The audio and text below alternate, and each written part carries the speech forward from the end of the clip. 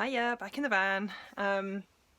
I've got to a point now where I've done 4 windows in my van and I'm fairly confident of what you should do, what you shouldn't do, to the point now where I'm going to show you what you should and shouldn't do.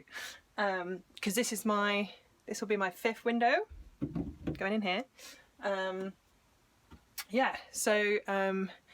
What I've been doing, which has made life very easy. Originally I cut out a template and drew around that on the outside to cut through, and it was just too nerve-wracking to try and get it in the right place. And then it worked out that the windows kind of, like the transparent bit, kind of fits to this kind of template here of this bit of metalwork.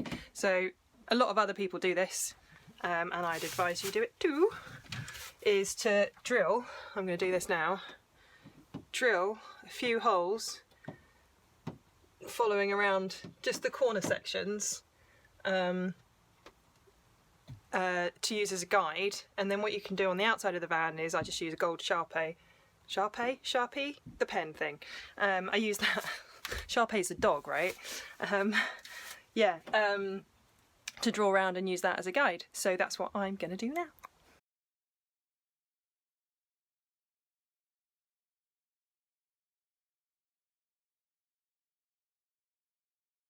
Yeah. Hiya. Right. I've been using just a random size drill bit, and I figured I've got this one, which I know makes a big enough hole for my jigsaw bit to fit through. So I'm going to need at least one that's this size, but it's kind of, the rest of them are just for guides, so they could be relatively small, really. And I figured the smaller the drill bit, the easier it is to drill the hole, because the less resistance there would be. So I'm going to go for a small bit.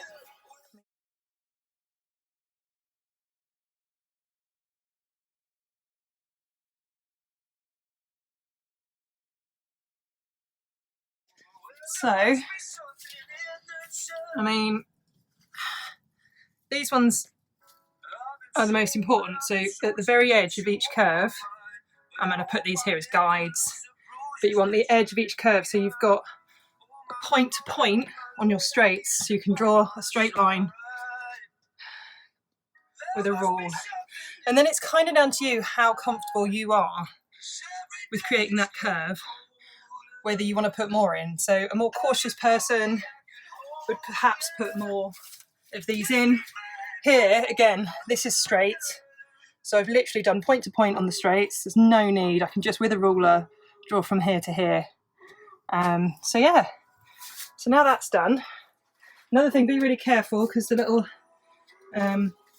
splinters of metal that come off are super sharp. I got one stuck in my glove there, it's quite uncomfortable. Yeah, so now I'm going to go, I'm going to drill one more hole, which is my hole for my jigsaw to go in, and then I'm going to cut it out. We'll watch that one again. Right, we'll watch that from the outside. Now it's simply a case of joining the dots. I'm using a gold Sharpie pen, just because it really stands out. It's going to be really easy to follow using the jigsaw. Always worth using a straight edge.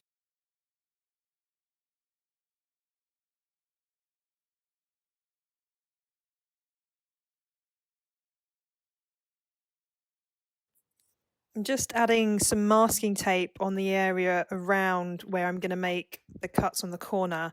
This is to prevent the jigsaw from scratching the paintwork. If you place your jigsaw against your window where you're going to make the cut, you can see where it might scratch, and you can just cover those bits with masking tape. If you're not sure, just cover as much as possible with masking tape. If you've got another car you can practice on, like, I don't know, ex-husband's or something, it's definitely worth a little practice first.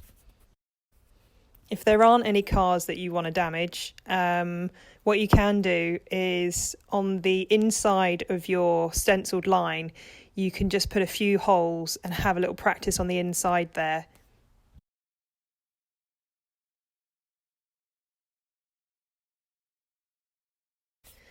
Just use a metal file just to smooth down some of the edges. It's not vital because you're going to put a trim on here, but it can be good just to remove these in case they snag on you while you're working. I'm just cleaning the van with some alcohol spray just to prep the area. Also, make sure that you use some metal paint or some primer on any of your cut edges. This will just ensure that it's sealed and that no rust can get in there. I've also applied a primer to the window. This came with my window kit and was part of the instructions. Some kits are different, so just if you're getting a kit, just follow the instructions that you've got.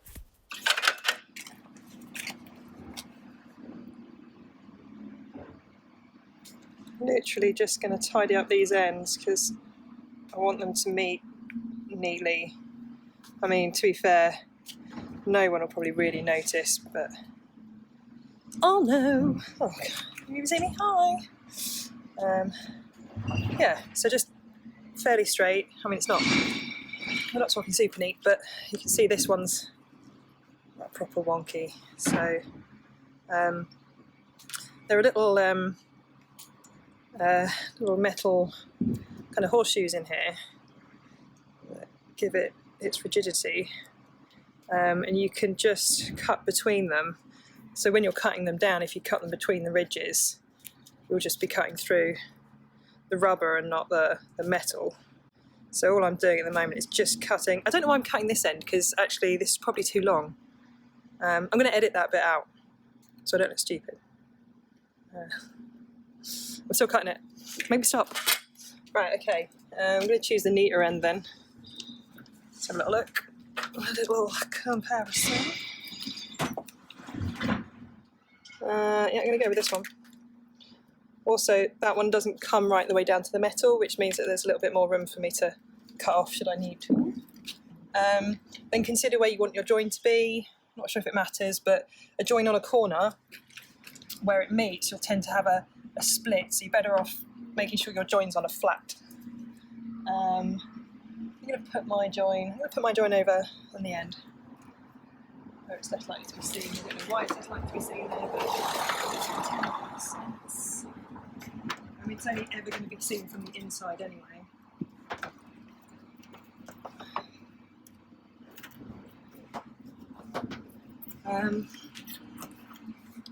A better way to get this on, or a different way, another way, is using a rubber mallet. I don't have one. Some people use regular hammers, which I'm not keen on, but I find that when you apply it, if you push it from this angle, it goes on really solid. You're getting it right in there. So you just want to bend it back on itself and push from there, and that gets it right up against where it needs to go. And there really isn't any need for a rubber mallet at all.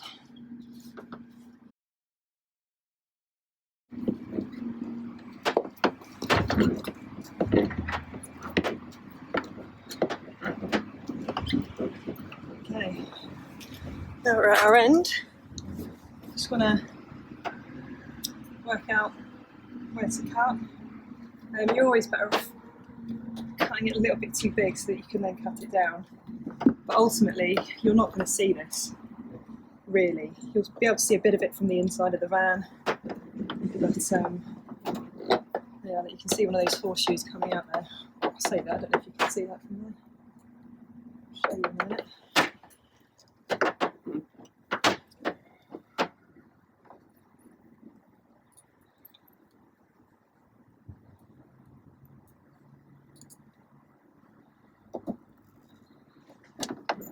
There you go. So that's what they consist of. It's a bit like a spine, really.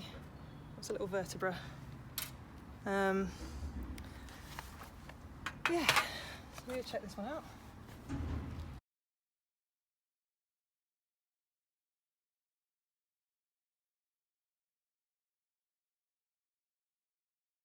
So when you're trying to make it join up, just consider that the outside won't be seen because that's your windows going over that. The bit that will be seen is on this inside area. I don't know if you can see that.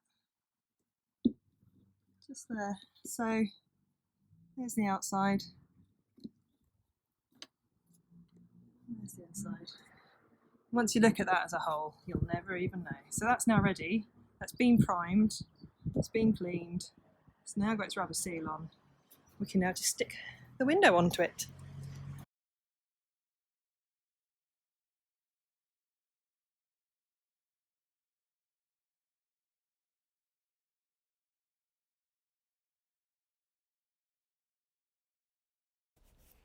I'm now applying the next stage of preparation. This is a serum called Prep M that came with my kit. Again, all kits might be different, so just follow your instructions. Right, this is an old one. I always stick a nail in the top, not to stop the air getting in because that's virtually impossible, but actually it means that I can pull this nail out. It's a screw, sorry. I can pull this screw out and it'll pull all of the solidified stuff with it, leaving me with nice clear passage. Let me test this theory. I might need some pliers though, because that is solid. Oh no, here she comes. And also I'm going to put some gloves on because chances of me getting covered in this stuff is highly likely. There's nothing like having stained black fingers. Ta-da! Check that out. That's all your nice fresh gooey stuff at the back. So now we can use this. There's not a lot in here actually, so it won't last very long anyway.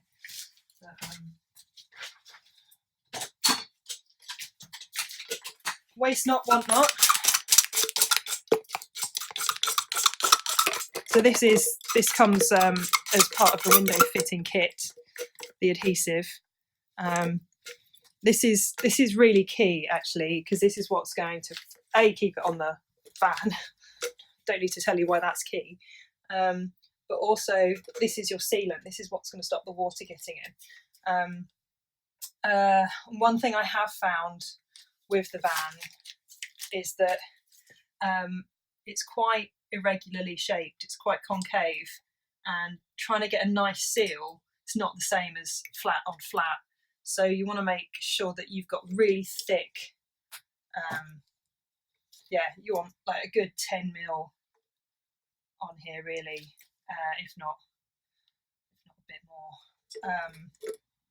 The other thing you need to consider is when you push this up against the van, this is going to spread obviously, and you don't really want it to spread up the inside of the window, where you'll be able to see it from the inside of the van, because it's not easy to clean or get off. So you know, just be aware. So I'm gonna stick to the middle but closer to the outside edges with this. It's also not a particularly easy product to put on. It's quite tough. I find that my hands get quite tired. Maybe it's just my girly hands. But one bit of advice is if you're doing this in colder weather, is make sure you keep these indoors, because the warmer these are, the easier it is to get on, the easier it is to squeeze out of the tubes. That one's finished now. I'm just going to cut open a new one.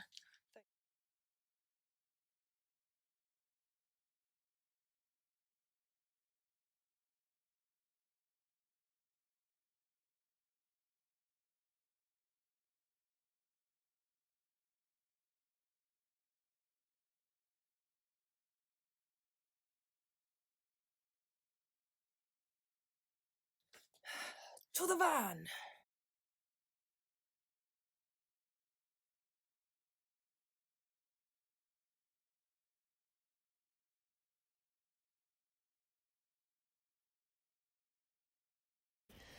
I'm going to use some duct tape to tape the window to the van. This just stops it sliding down as the sealant sets.